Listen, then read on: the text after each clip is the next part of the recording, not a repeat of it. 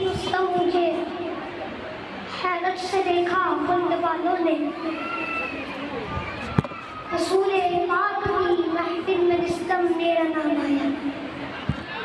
الحمدللہ وکفا وسلام علی عبادہ الذین اصطفیٰ والصلاة والسلام على محمد المصطفى سبحان اللہ سبحان اللہ۔ أما بعد فأعوذ بالله من الشيطان الرجيم، بسم الله الرحمن الرحيم، وما أرسلناك إلا رحمة للعالمين، سبحان اللہ صدق الله مولانا العظيم۔ ہر قسم کی حمد و ثنا اس ذات اقدس کے لیے کہ جس نے کن کہہ کر کل عالمین کو پیدا فرمایا، بے شک سبحان اللہ۔ پھر بے حد درود و سلام قبلہ دین شفیع المذنبین رحمت للعالمین کہ جن کی خاطر یہ سب کچھ بنایا۔ بے شک آپ سارے بابا بلند درود پاک نذرانہ پیش کریں۔ اللہم صل علی سیدنا مولانا محمد، اللہم صل علی سیدنا مولانا محمد وعلی آلہ وصحبہ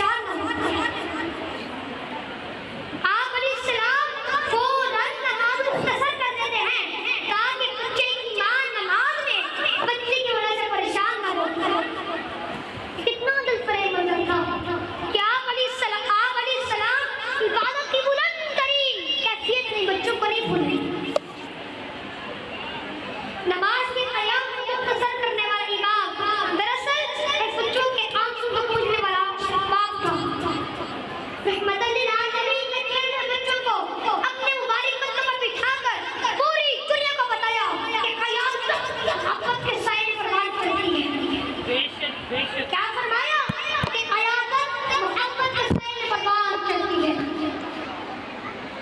यतीम के आंसू को खुशी में बदल देना ही मोहम्मद सल्लल्लाहु अलैहि वसल्लम की सीरत का शाहकार है। बेशक बेशक आपकी रहमत ने बचपन में मुस्कुराहट अता की और यतीमी को सहारा दिया। रहमत दो जहां की रहमत का फैजान ये है कि एक मासूम के रोने से आसमानी नमाज मुख्तसर हो जाती है। आसमानी नमाज मुख्तसर हो जाती है।